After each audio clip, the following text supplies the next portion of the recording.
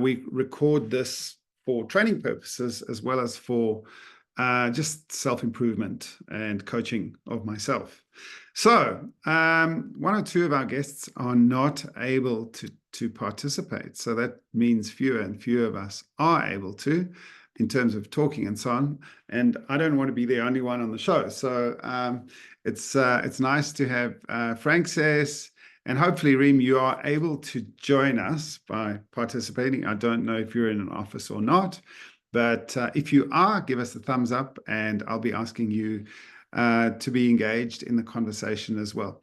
I'm not so sure about Hallie, but if you are, Hallie, able to participate, please do. And I know Jennifer says that she's not able to, so she'll be listening in. But yeah, so let's get started.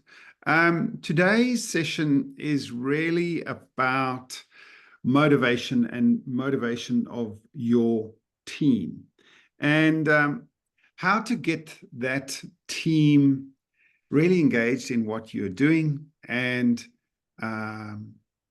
understanding the whole, what they call the motivation equation.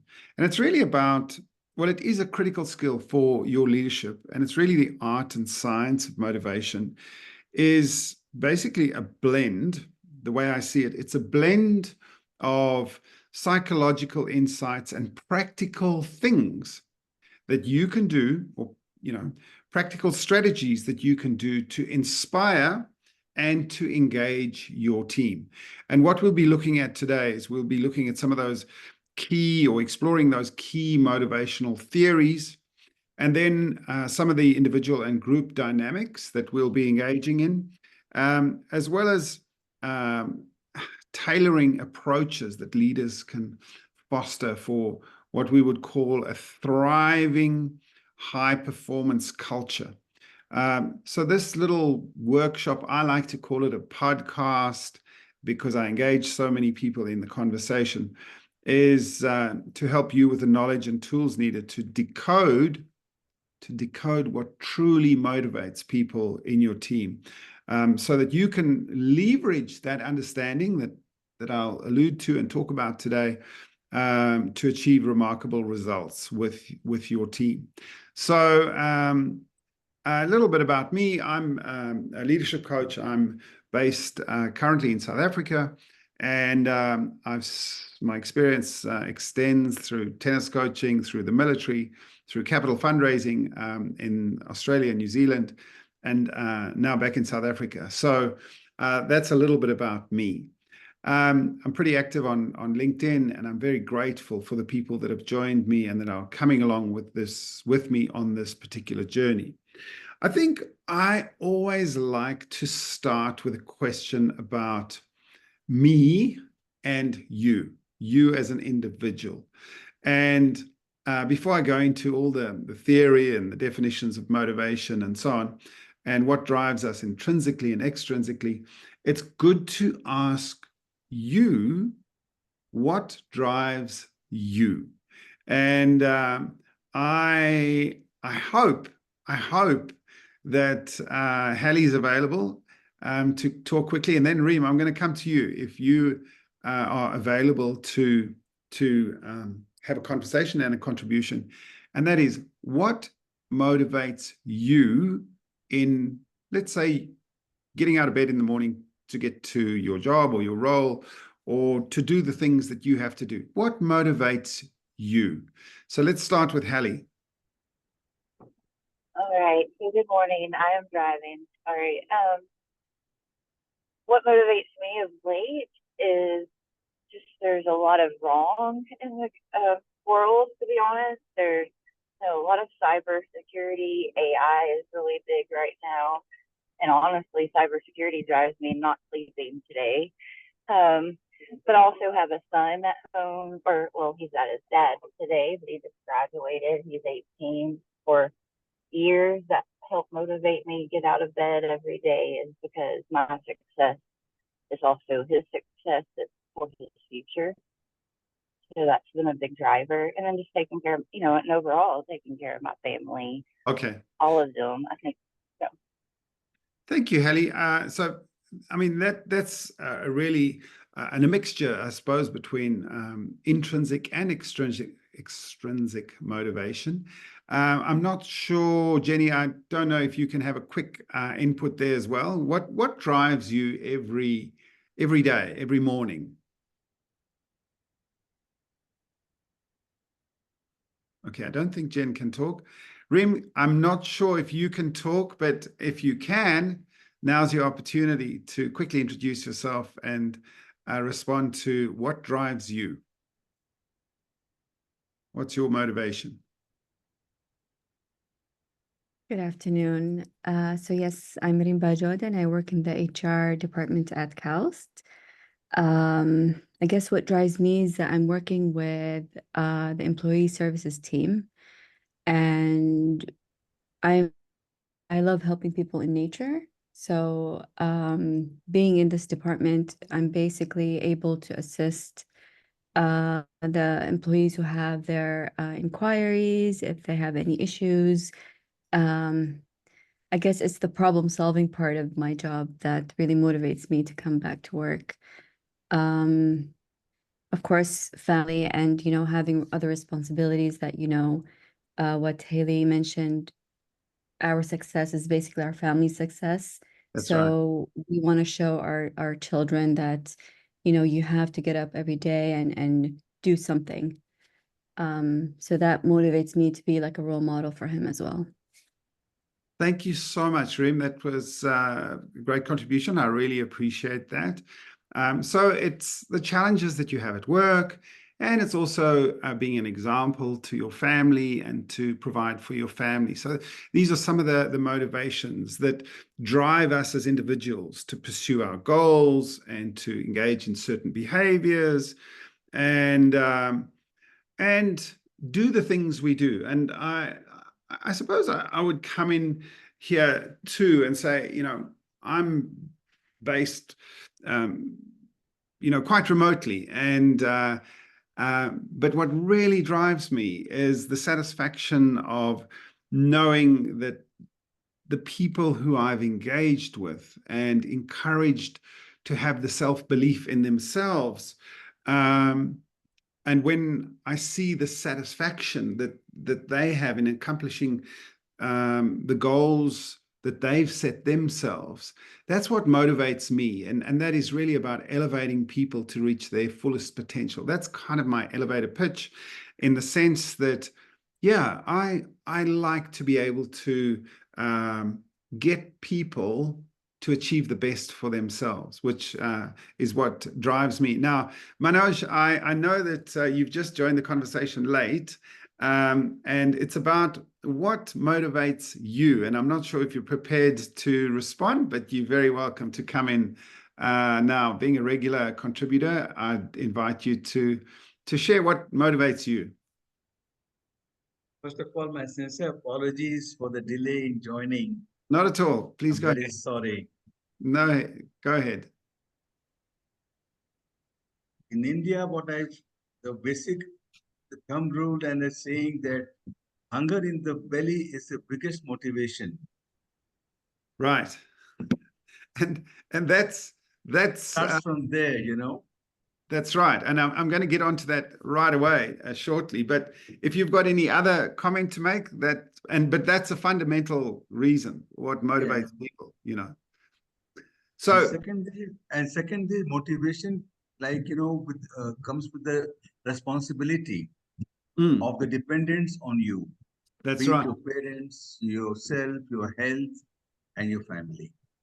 Fantastic. Great contribution, as always, from Manoj. So let me get into some of the definitions and the theories behind motivation in this sort of leadership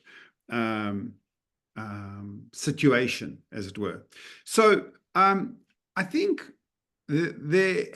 whilst there are these theories, it's good to know about them. I wouldn't dwell on them too much, but at least it gives you a good understanding of what does drive people and what ways we can facilitate what drives people. ultimately, I've always found that the best way to find out what drives your individuals in your team is to actually get to know them very, very well. And if you are safe in yourself and you're confident in yourself, and you can demonstrate your humility to them, you can ask them and basically diagnose and observe, I suppose, eventually what actually motivates your members of your teams. So this is sort of an overall slide as to what some of the definitions of motivation really are. And I'm going to actually read exactly what the definition is of motivation, so that we can really base ourselves on the theory behind this. So motivation is the reason or reasons behind people's actions, desires, and needs, and it drives individuals to pursue goals, to pursue goals and engage in certain behaviors. There are several theories of motivation that help explain that. And I'll start with the next slide, and that's Maslow's hierarchy of needs. So where can you apply this? And I'll go on to where you can apply this, and then some of the critiques and limitations of this particular hierarchy of needs so this suggestion here, and this is where managers' sort of introduction to this, is your sort of physiological needs, and that's a roof over your head, that's food in your stomach, it's really the basic clothing, warmth, and those are the most basic needs that one absolutely needs. And in a country like India and Africa, that's very evident when we see people who are less fortunate that start off at the very bottom. Those are what drives people at that need, at that level. But as soon as you start to move up that Maslow's hierarchy of needs triangle, if I can call it that, then there are what are called sort of higher level needs of self-actualization. And that's what I would suggest that people in this audience would be more interested in finding out about. And that's really around having the opportunity to express yourself and to deliver outcomes in your work environment that are satisfying to you and to the people around you and to the outcomes of the organization. And that is where I would suggest that, the importance of motivation is allowing people to express or self-actualize the things that they are really good at and that have an impact on your organization.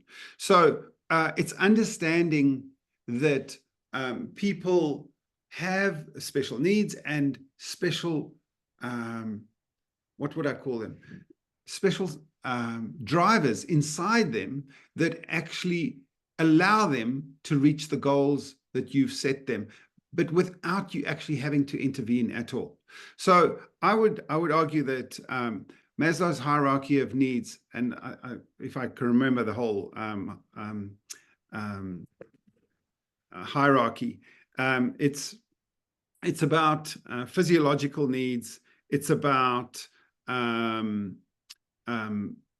let me think now. I've sort of cornered myself now. It's about love and community. It's about self-actualization.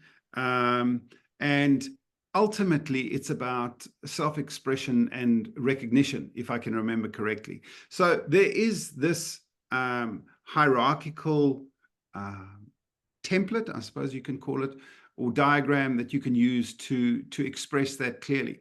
And I would suggest that you actually have a good look at this triangle and determine for yourself. And in fact, I do actually have a workbook for this that I will ask Francis to send to you. And it's actually quite a good exercise for you to go through yourself And then you can actually go through this with your team too, to determine where they sit on this hierarchy of needs.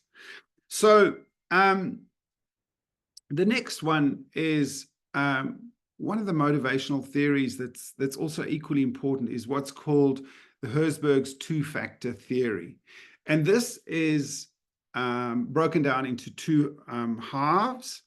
And I would suggest the first is what's called the hygiene factors, and then your motivative factors. Now, hygiene factors are actually quite basic, and that's around having a really decent place to work in, to have the facilities and the tools that you need to actually do your job.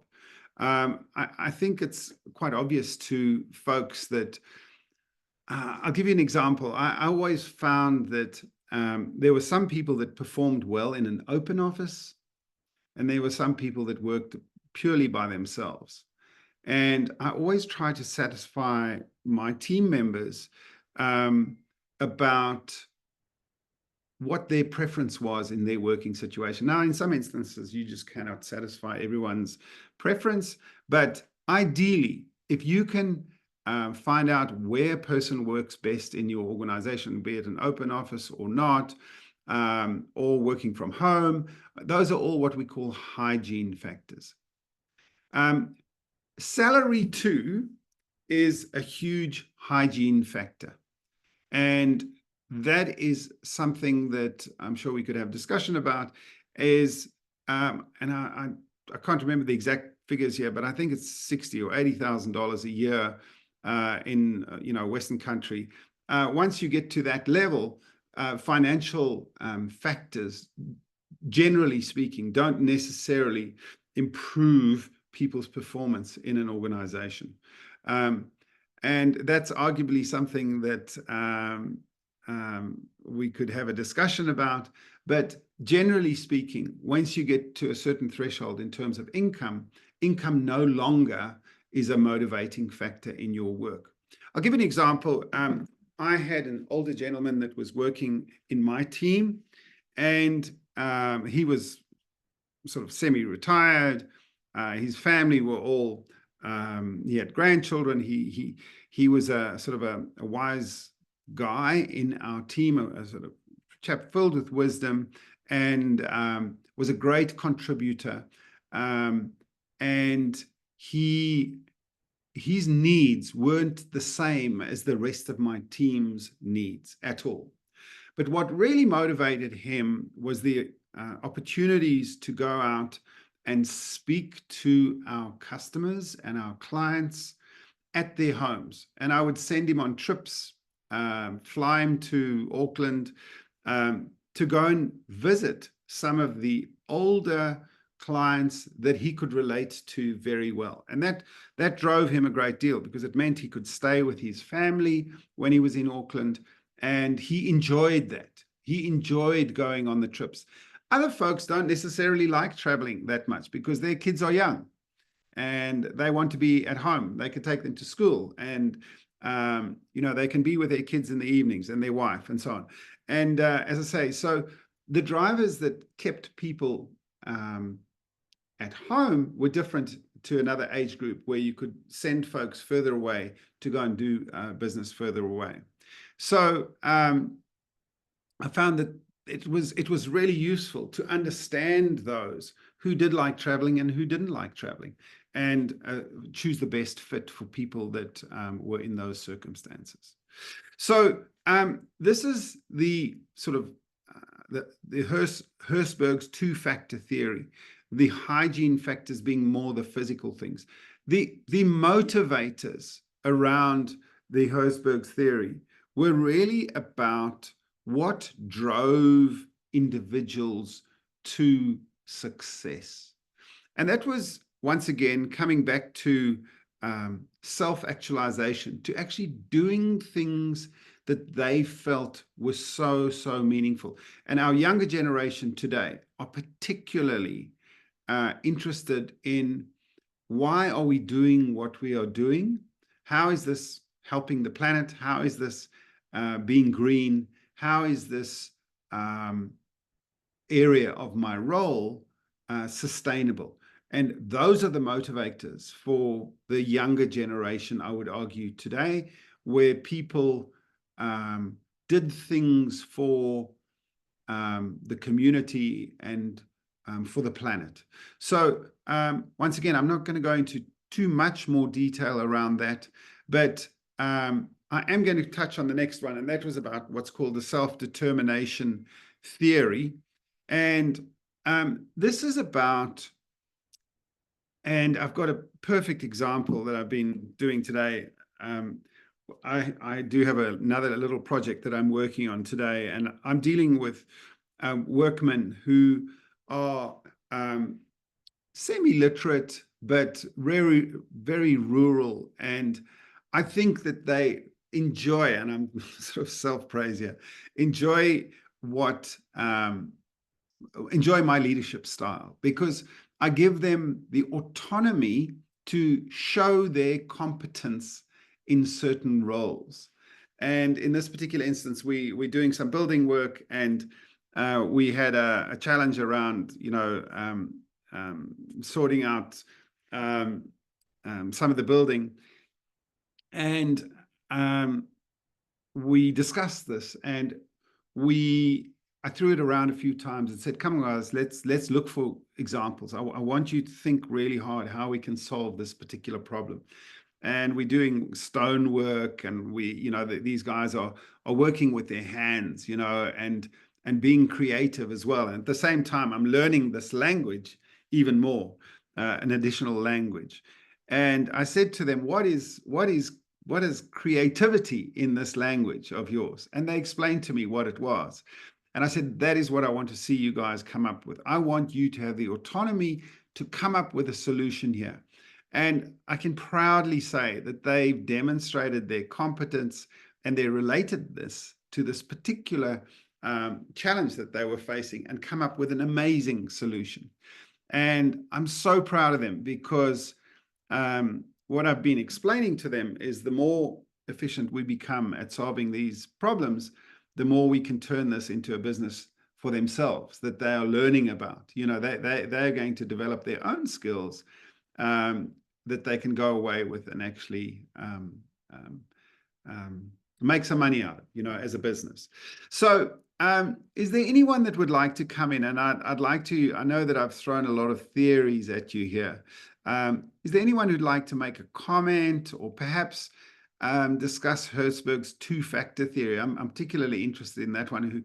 Anyone who's got a practical example almost in the same way that I'd given you a practical example earlier, about what motivates your teams. And I'm particularly interested, Reem, I'll come to you, as I haven't often had people from Saudi before, but I'm particularly interested in hearing what some of the motivating factors are there. But to give you a bit of time to think, I'm going to throw this at Francis. Francis, what motivates you to do the work that you do? So I'm inviting you to come in.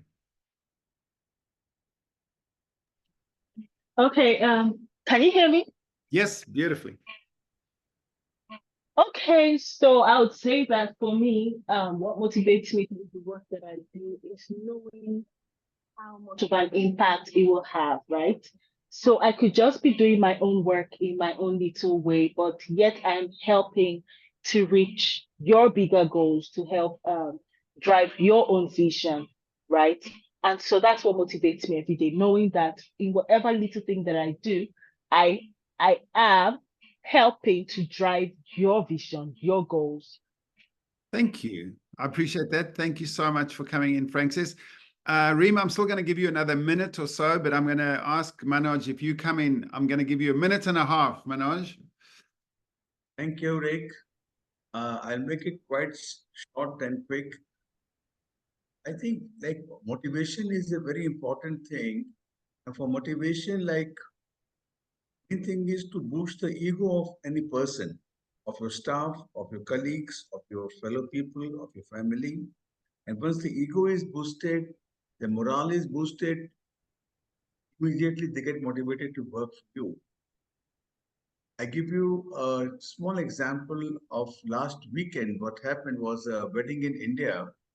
There is a very rich family here, Ambanis. So, they had a very big wedding, but the first function was to feed the poor people, then to have a function for the staff, then for their workers in the factory, in the house, and then their own family. So, Right. everybody gets motivated as a team.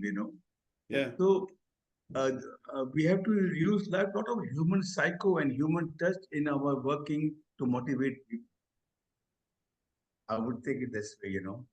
Thank you, Manoj, for giving me that example. And you know what I find so fascinating, which is why I'm definitely coming to visit you one day, is the cultural richness of the Indian people, and in particularly in this instance where you were saying to me that the poor were fed, and then the staff, and then the guests and the family. I think that's such a brilliant example of generosity and generosity of spirit, but also what motivates them, the poor people, I suppose, and the workers, to then contribute towards the betterment of that family's organization. So Reem, I'm coming to you if you're able to talk. I'm really interested in what motivates you and what motivates your staff and your teams. So I'd be very grateful if you came in and explained that to us. Sure. For me personally, I think I feel like what motivates me most would be the sense of purpose. So when you're coming to your job and you're just doing your work without feeling that you're, let's say, I don't know how to explain it, but like it's a sense of purpose that you get, right? So like I'm doing something, but I know where it's aligned and how it's aligned with the university objectives, with my division objectives. So I know what's my goal and what am I trying to reach. Yeah. And I think the team also really values that. They value, recognition also motivates them to do more. So recognition on time, constructive feedback on time, would motivate them to want to, if there was any mistakes, for them to correct them. And I think there are times that we forget that yes, we value our work, and it's important for us to complete on time and manage our KPIs, but then it's okay for us to take a step back and go out and enjoy our relationship together, because we spend more time in the office Yeah. than we do at home. So we want to leverage on that as well. Thank you so much, Reem. I'm thrilled to hear that I gather that you work in a university, and I did the same when I was in Melbourne at La Trobe University. I spent about 4 years there, and we were actually in the fundraising area, so the advancement area of the university, which was great fun because essentially what we did was we connected research projects with people outside of the university to support us philanthropically. However, what was really important for us to realize, and I'm coming back to what you were saying now, is that we, in the strategic plan, we kind of had a direct line of sight with our purpose. Our purpose was around the betterment of research and development, and we had a direct line of sight to the goals of the university, in improving society and our communities, and having that direct connection really does help you determine your sense of purpose. How does what I do in my role, how does that impact on the university as a whole? And I always used to say we worked in projects or people, projects, and infrastructure, you know, and I loved the relevance of what we were doing because we were uplifting the whole organization. So thanks, Reem, for your participation there. Okay, our next slide, and I'm always conscious of time because we seem to talk too much, but the idea is really just to instill conversation and thought with yourselves. So sort of touched on this earlier about how to motivate individuals and teams, and that's about your physical workplace. I remember an instance where we actually had to move our workplace, and the discomfort that we had experienced during a short time because we had to physically, well, not us ourselves, but our whole workplace was moved because they were doing repairs where we were, or renovation. And the upheaval and the disorientation during that particular time just basically cut out our productivity almost entirely for about a week while we were relocating and reconnecting and sorting ourselves out in our new location. So, but having said that, when we were settled, the environment was so inviting, was so new, was so functional, and the little nooks and crannies and modern office workplace environment that we were working in was so inviting and conducive to creating that motivating environment that it was all worthwhile. I think too that, and I'm going to just touch on this briefly, it's about the organizational culture, or the culture in the organization that determines how motivating the environment is.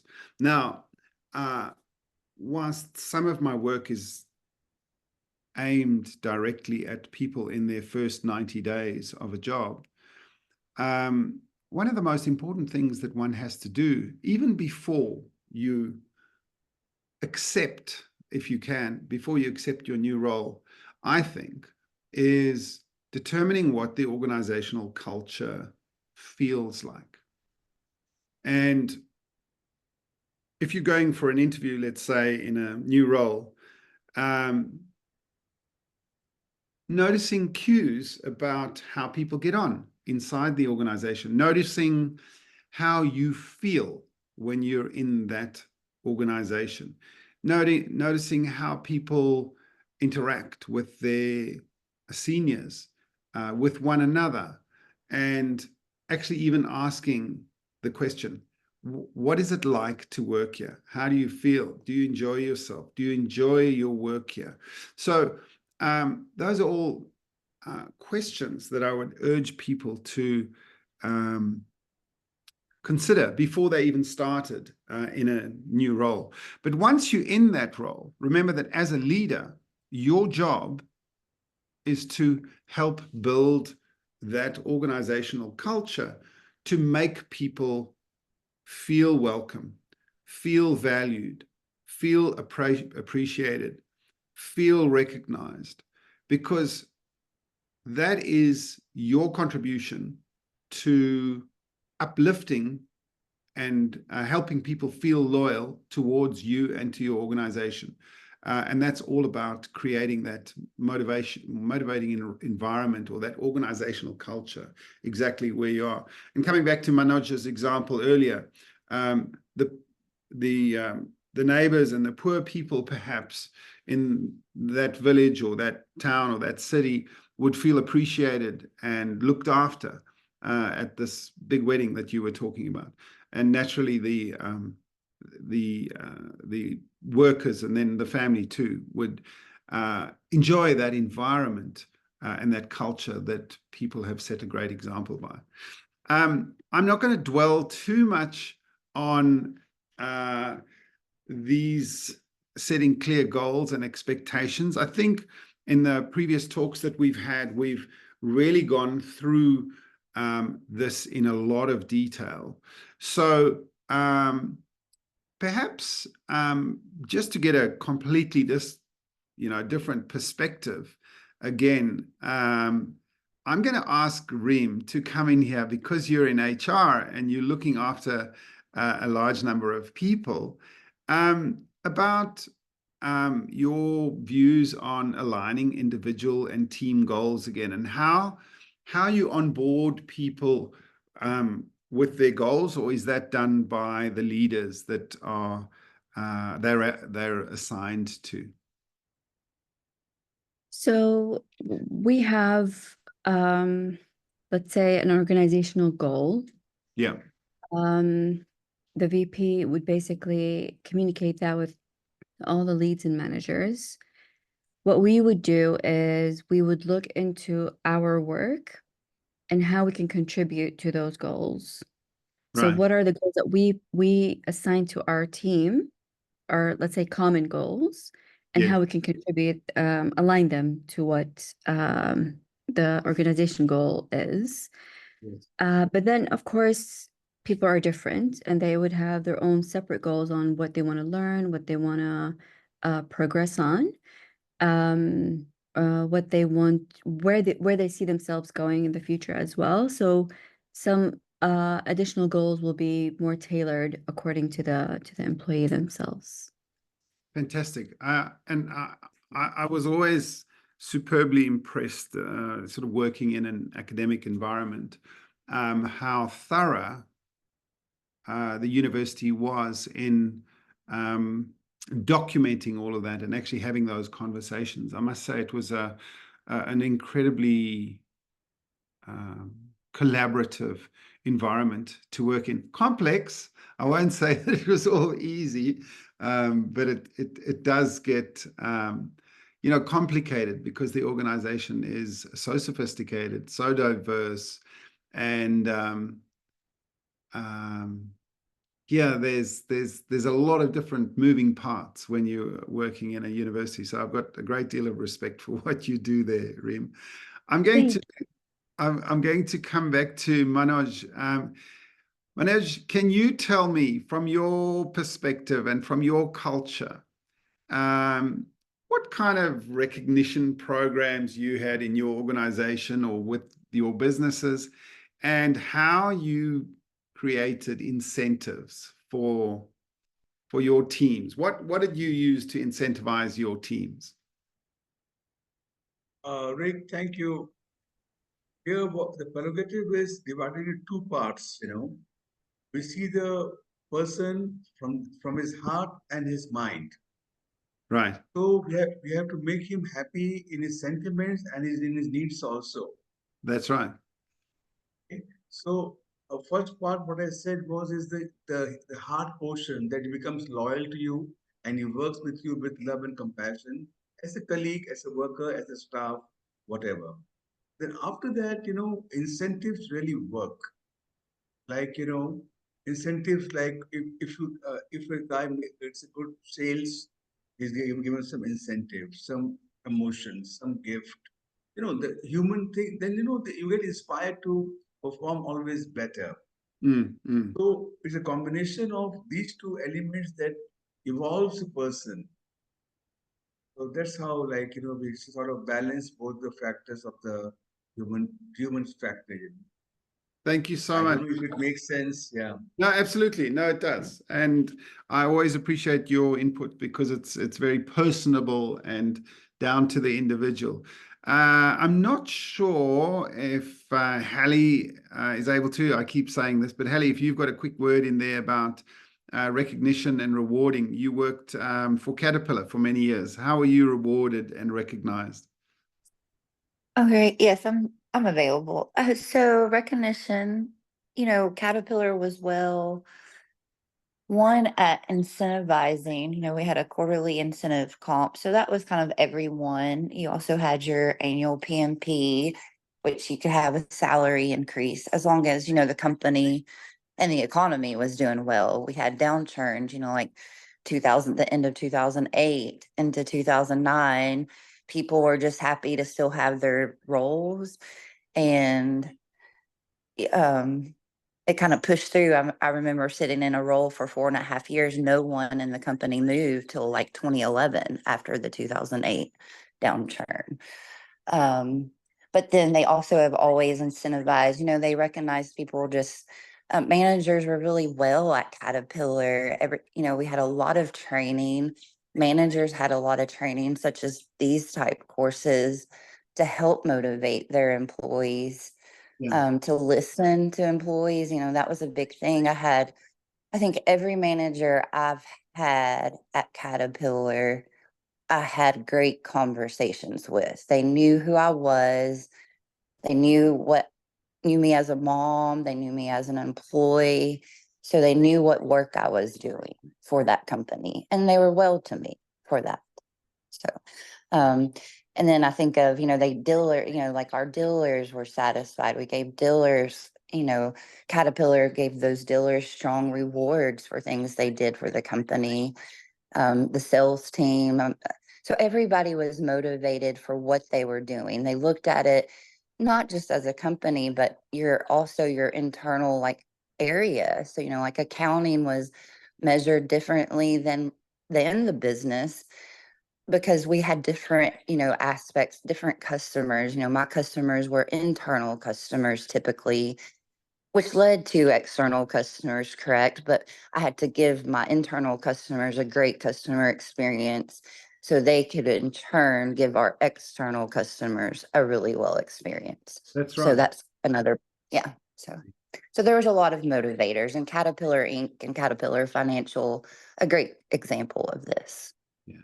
Thanks, Hallie. I appreciate that. You're welcome. I think what I'm going to do now is I am going to click onto the next one. There are some challenges that we're going to be facing, and it's worth just knowing that overcoming some of these common motivational challenges that we may be facing is really identifying what those demotivators could well be, and then addressing those individual concerns. So, and you might say, well, what's the point of this? Well, firstly, is really about determining people's job satisfaction and finding very, very quickly why people are enjoying their jobs or why people aren't enjoying their jobs, and that are providing these sort of workplace demotivators, and then addressing those individual concerns. Because one of the big challenges that we would face is actually to lose people that are contributors, but that just simply don't enjoy the environment, or that are feeling demotivated. In other words, your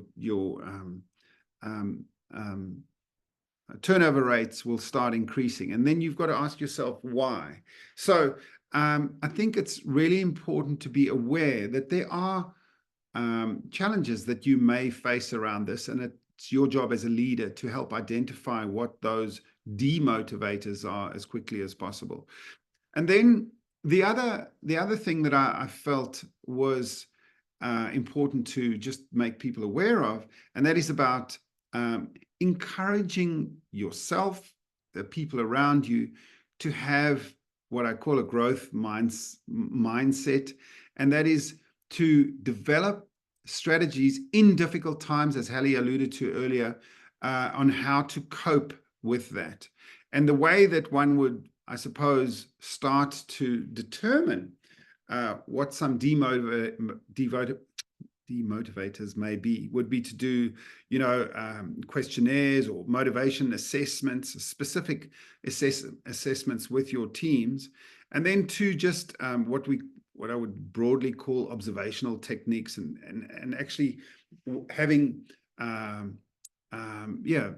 behavioral observations around the people that are working with you. How are they acting differently, or how are they behaving differently, or how is the quality of their work and their deadlines and their timelines being affected, and how is that sort of killing the enthusiasm and willingness to take on challenges? How is it sort of undermining the willingness of people to participate in jobs or meetings and so on.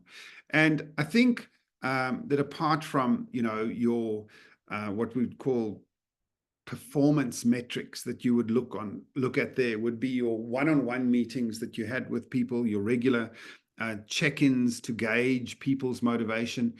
That is really important for people not to forget to check in with your people and make sure that they feel connected to you, that they are accessible to you, and that you have reassured them with your long-term development opportunities for them, and coaching for them, So it's important that we don't forget that there are these opportunities that you mustn't overlook. In other words, there are the good side, there's a lot of positive stuff that you can do, but you need to be aware that there are things out there that you must be mindful of, to identify very quickly, that aren't in the interests of your business.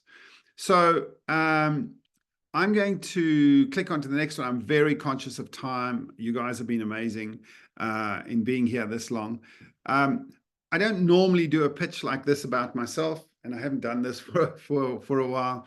But essentially, I wanted to just reassure the folks that are with me here that my leadership sessions, these are naturally all free, but what I would love for people to consider is to have a look at some of the tailored leadership development programs that we have for you or your business.